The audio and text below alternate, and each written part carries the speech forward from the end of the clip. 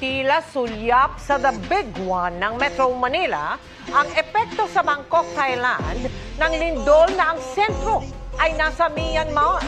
Pero pinangangambahang mas malala ang The Big One dahil sa magdudulot ice fault na dumaraan mismo sa Kamaynilaan at hindi mula sa ibang lugar. Nakatutok si Mark Salazar. Uy.